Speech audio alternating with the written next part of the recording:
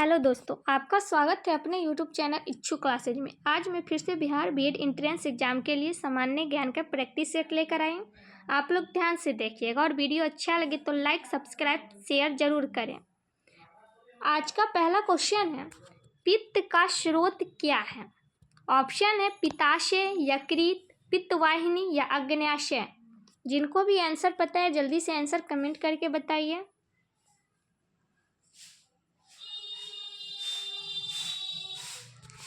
पित्त एक हल्के पीले रंग का क्षारीय तरल होता है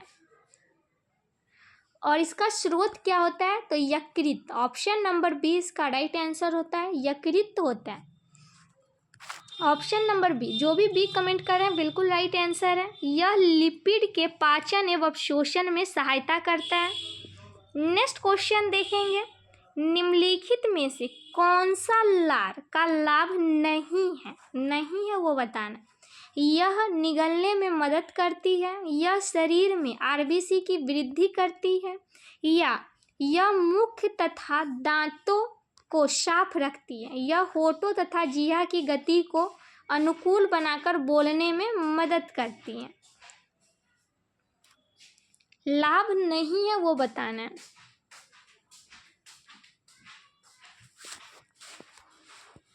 लार है सो हल्की अम्लीय होता है और इसका पीएच मान 6.8 होता है। पीएच मान याद रखिएगा, पीएच मान 6.8 होता है।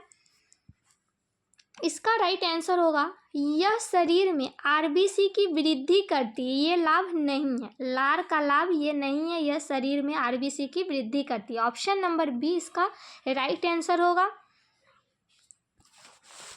और इसमें लगभग 99% 5% जल होता है। इसमें कितना होता है? 99.5% जल होता है। शेष भाग में जल में घुले कई प्रकार के विलेय पदार्थ होते हैं। नेक्स्ट क्वेश्चन है, केलामाइन एक अयस्क है, कॉपर का, जिंक का, आयरन का या एल्यूमिनियम का?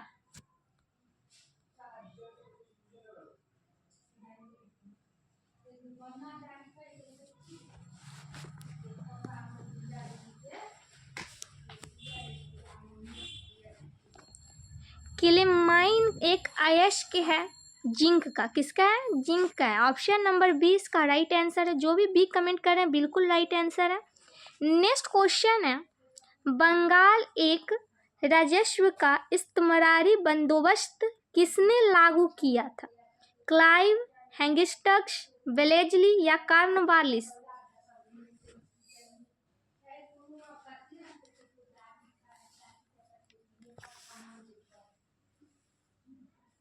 इसका राइट आंसर होगा कॉर्नवालिस। किसने लागू किया था? कॉर्नवालिस ने। ऑप्शन नंबर डी इसका राइट आंसर है। नेक्स्ट क्वेश्चन है, यदि दांडी मार्च, जलियांवाला बाग की त्रासदी, भारत छोड़ो आंदोलन, स्वदेशी आंदोलन, इन्हें कालक्रम अनुसार रखा जाए तो उन्हें निम्नलिखित में से किस क्रम के अनुसार रखेंगे? तो यहाँ ऑप्शन दिया हुआ है 2 1 3 4, 4 3 1 2, 4 2 1 3, 3 4 1 2। तो आप लोग जल्दी से कमेंट करके बताइए क्रम अनुसार में सजा के। दांडी मार्च कब हुआ था? तो ये हुआ था 1930 में। 1930 में। जलियांवाला बाग की त्रासदी ये हुआ था 1919 में। 1919 में। और भारत छोड़ो आंदोलन 1942 में हुआ था।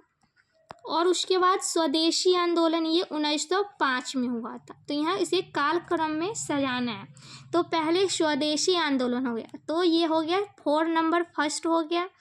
उसके बाद हो गया जलियांवाला सेकेंड, और उसके बाद थर्ड, उसके बाद फोर्थ। तो ये कालक्रम हो गया 4 3 1 2। तो ऑप्शन में देखेंगे कौन सा है? 4 2।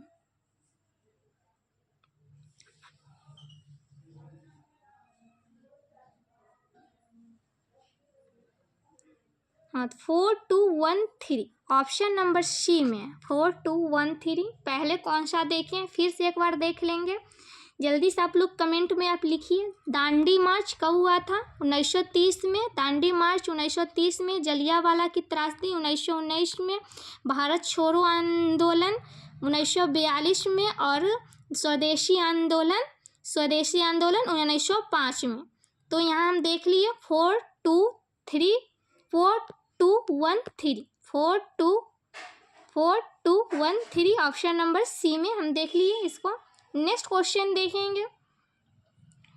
अकबर के कुछ महत्वपूर्ण कार्यों एवं उनकी अवधि से संबंधित कौन सा युग्म सही है? कौन सा युग्म सही है वो बताना। दास प्रथा का अंत 1562, तीर्थ यात्रा कर की समाप्ति 1562, जजिया कर की समाप्ति 1564 और उपयुक्त सभी। तो यहाँ अकबर के कुछ महत्वपूर्ण कार्य हैं, जो युग्म सही है वो बताना है।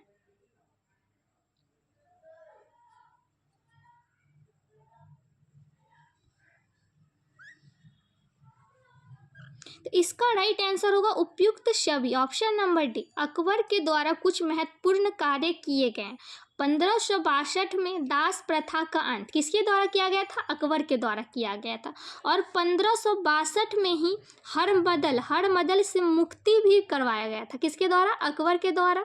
तीर्थ यात्रा कर की समाप्ति भी 1562 में हुआ था। और तीर्थ यात्रा कर समाप्त भी 1562 में हुआ था। तीर्थ यात्रा कर की समाप्ति 1562, दास प्रथा का 1562। उसके बाद 1564 दिया हुआ था। जजिया कर की समाप्ति 1564 में हुआ था। और फतेहपुर सीकरी की स्थापना और राजधानी का स्थानांतरण भी 1571 में हुआ था। इसमें नहीं दिया हुआ है, वो भी अकबर के द्वारा ही किया गया था। दीन ए इलाही की स्थापना 1582 में हुआ था, वो भी अकबर के द्वारा हुआ था। 1585 में राजधानी का लाहौर स्थानांतरण, ये भी अकबर के द्वारा हुआ था। इलाही सनवत की शुरुआत 1583 में, ये भी अकबर के द्वारा हुआ था। तो ये सब आप लोग याद रखिएगा, अकबर के ये द्वारा किया गया कुछ महत्वपूर्ण कार्य हैं। तो ये महत्वपूर्ण कार्य हैं। तो यहाँ पे 3 दिया हुआ है, तो ये तीनों अकबर के द्वारा ही किया गया। तो यहाँ राइट आंसर हो जाएगा उपयुक्त सभी, option number D. Next question है, निम्न में कौन सा कश्मीर का अकबर कहलाता है? शमसुद्दीन शाह, अलाउद्दीन, जैल उल आबदीन या इनमें से कोई नहीं?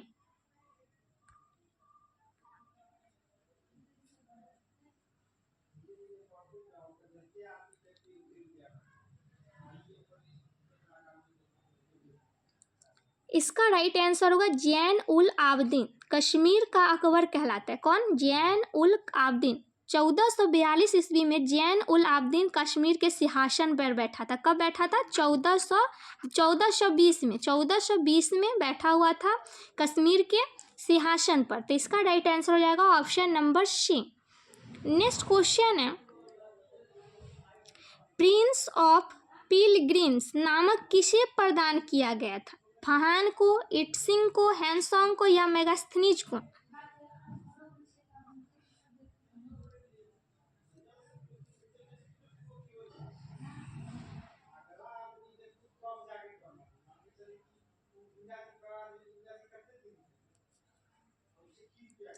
इसका राइट आंसर होगा हैंसोंग। प्रिंस ऑफ पिलग्रिम्स नाम किसे प्रदान किया गया था? तो हैंसोंग को किया गया था। हर्ष के शासन काल में भारत आए चीनी यात्री हैंसोंग को प्रिंस ऑफ पिलग्रिम्स नामक प्रदान किया गया था। इसका right answer option number C हो जाएगा। नेक्स्ट क्वेश्चन है, पीरूपाक्ष मंदिर का निर्माण किस राजवंश ने किया था? चालुक्य, पल्लव, वाकाटक या सातवाहन?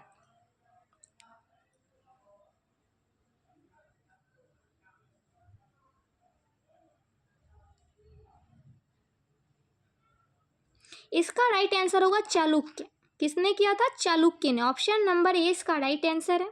नेक्स्ट क्वेश्चन है, निम्नलिखित में से किसे ब्लू प्लैनेट कहा जाता है? ब्लू प्लैनेट शनि, पृथ्वी, बृहस्पति या मंगल?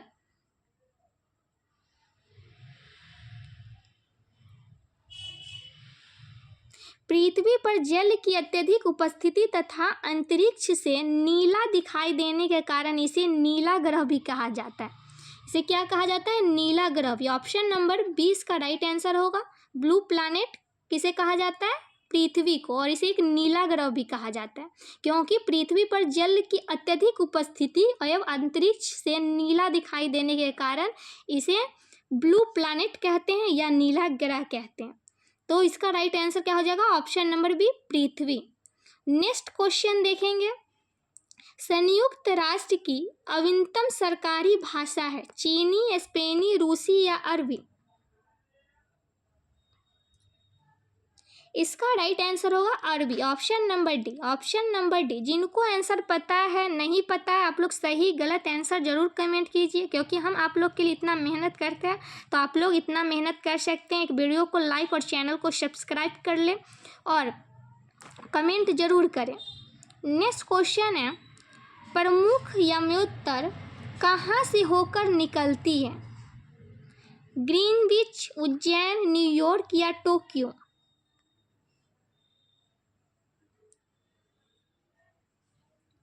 प्राइम मेरिडियन कहाँ से होकर निकलती है? तो इसका राइट आंसर होगा ग्रीनविच से। ग्रीनविच से निकलती है। ऑप्शन नंबर ए इसका राइट आंसर है।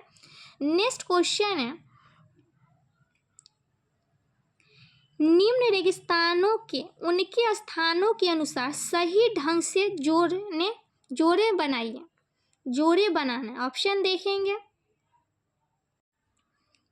ये रेगिस्तान के कुछ स्थानें दिया गया है और इसको सही क्रम में सही सजाना है। तो कालाहारी इसका स्थान अफ्रीका होगा। अटाकामा दक्षिणी अमेरिका और थार एशिया हो जाएगा। थार एशिया और ग्रेट विक्टोरिया ऑस्ट्रेलिया। तो इसका ए का हो गया 3, ए का 3 हो गया, बी का 1 हो गया, सी का 4 हो गया और डी का 2 हो गया। तो ये कालक्रम हो गया 3 1 4 2। तो देखते हैं 3 1 4 2। Option number D. Option number D में इसका सही क्रम है। तो ऑप्शन नंबर डी इसका राइट आंसर है। नेक्स्ट क्वेश्चन है, संसार का सबसे बड़ा द्वीप ग्रीनलैंड है, वह अभिन्न अंग है नॉर्वे का, उत्तर अमेरिका का, डेनमार्क का या कनाडा का?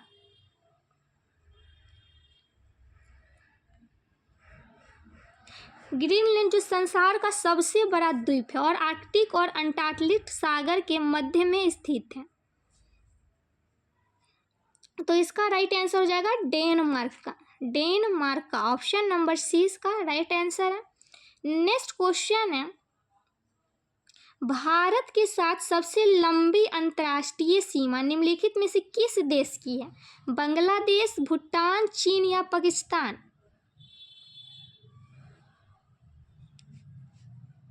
भारत के साथ सबसे लंबी अंतर्राष्ट्रीय सीमा बांग्लादेश की है। कौन से देश की है? बांग्लादेश की। भारत के पश्चिम बंगाल, त्रिपुरा, असम, मेघालय, मिजोरम और बांग्लादेश की सीमा को स्पर्श करती है। तो इसका राइट आंसर हो जाएगा ऑप्शन नंबर ए। ये सबसे लंबी अंतर्राष्ट्रीय सीमा है भारत के साथ। ऑप्शन नंबर ए इसका राइट आंसर है। नेक्स्ट क्वेश्चन है, खैबर दर्रे से कौन से देश जुड़े हैं? भारत पाकिस्तान, भारत अफगानिस्तान, अफगानिस्तान और पाकिस्तान या पाकिस्तान और तजाकिस्तान? खैबर दर्रे से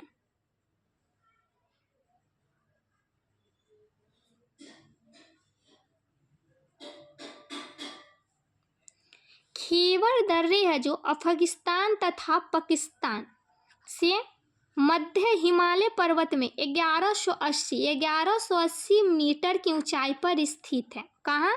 अफगानिस्तान और पाकिस्तान। ऑप्शन नंबर सी इसका राइट आंसर है। नेक्स्ट क्वेश्चन है, एशिया की पहली भूमिगत जल विद्युत परियोजना भारत के निम्नलिखित राज्यों में से किसमें स्थित है? जम्मू कश्मीर, हिमाचल प्रदेश या अरुणाचल प्रदेश या उत्तर प्रदेश? तो ये हिमाचल प्रदेश में स्थित है। कौन से में? हिमाचल प्रदेश में। ऑप्शन नंबर 20 का राइट आंसर है। नेक्स्ट क्वेश्चन है, भारत की जनसंख्या में ऋणात्मक वृद्धि की दशक में दर्ज की गई थी। 1921 से 31, 1911 से 21, 1941 से 51 या 1931 से 41?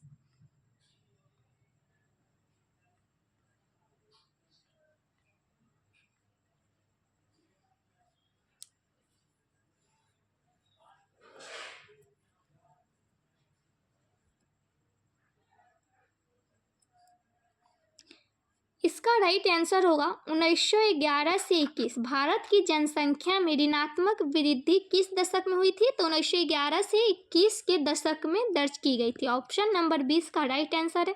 इस दौरान इसमें 0.31% की गिरावट हुई थी और इस कारण से वर्ष 1921 को भारत में जनसंख्या का महान विभाजन वर्ष कहा जाता है। कब कहा गया?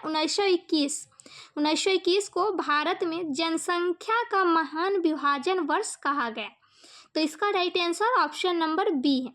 नेक्स्ट क्वेश्चन है, खासी और गारो जनजातियां मुख्यतः कहाँ पाई जाती है?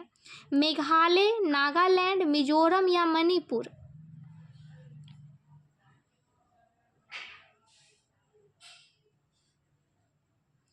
खासी और गारो जनजातियां मेघालय में पाई जाती है। कहाँ पाई जाती है? मेघालय। मेघालय राज्य की कुल जनसंख्या में जनजातियों का प्रतिशत 85.52% है जनजाति का। मेघालय में है। कहाँ स्थित है? मेघालय में। ऑप्शन नंबर ए इसका राइट आंसर है। नेक्स्ट क्वेश्चन देखेंगे, किस राजनीतिक दल को पंजीकृत दल की स्थिति पाने के लिए कम से कम कितने प्रतिशत मत पाने चाहिए? 1%, 2%, 3% या 6%?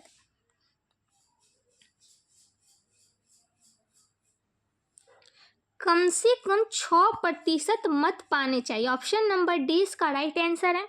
तो आज के लिए बस इतना ही। रोज ऐसी वीडियो प्राप्त करने के लिए चैनल को सब्सक्राइब कर ले और अपने दोस्तों में भी शेयर करें।